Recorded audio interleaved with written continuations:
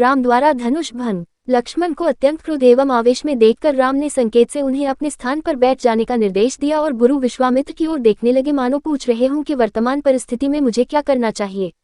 विश्वामित्र ने कहा, वत्स, लक्ष्मण ने सूर्यकुल की जिस मर्यादा एवं गौरव वर्णन किया है वह सत्य है। अब तुम धनुष पर प्रत्यंचा चढ़ाकर लक्ष्मण के वचन को सिद्ध करके दिखाओ।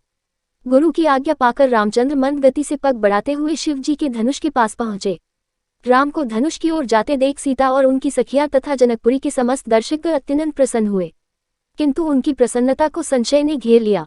वे सोचने लगे कि जब विश्वविख्यात शक्तिशाली राजा और राजकुमार इस शिव जी के धनुष को हिला नहीं सके तो राम जैसे सुकुमार किशोर पिनाक की प्रत्यंचा चढ़ाने में कैसे सफल हो सकेंगे। सीता भी मन ही मन परमात्मा से प्रार्थना करने लगी कि हे सर्वशक्तिमान, इन्हें इनके उद्देश्य में सफलता प्रदान करने की दया कीजिए। मेरा हृदय भी इनकी ओर आकर्षित हो गया है, अतः इसकी लाज भी आपको ही रखनी है। हे प्रभु, आप अपनी अद्भुत शक्ति से इस धनुष को इतना हल्का कर दीजिए कि यह सरलता से उनके द्वारा उठाया जा सके। धनुष के पास पहुंचकर राम ने धनुष को बीच से पकड़कर सरलता के साथ उठा लिया और खेल ही खेल में उस पर प्रत्यंचा चढ़ा दी। प्रत्यंचा चढ़ाकर जो ही उन्होंने धनुष की डोर पकड़कर कान तक खींची त्यों ही वह धनुष भयंकर शोर मचाता हुआ तड़तड़ाकर टूट गया। उस नाद से अधिकांश दर्शक मूर्छित होकर भूमि पर गिर पड़े।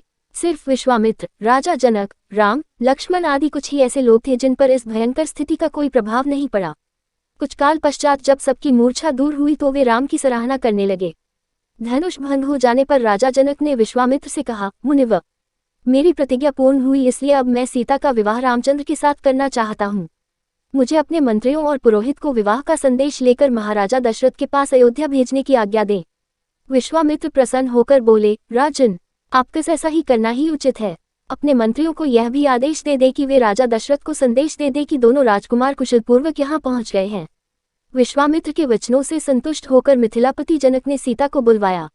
वे अपनी सखियों के साथ हाथ में वरमाला लिए मंथर गति से लजाती हुई वहां आई जहां धनुष को तोड़ने के पश्चात श्री रामचंद्र खड़े थे। सखियों ने मंगल गान प्रारंभ किया और लज्जा, संकोच एवं हर्ष के भावों से परिपूर्ण सीता जी ने धीरे से श्री राम के गले में वरमाला डाल दी।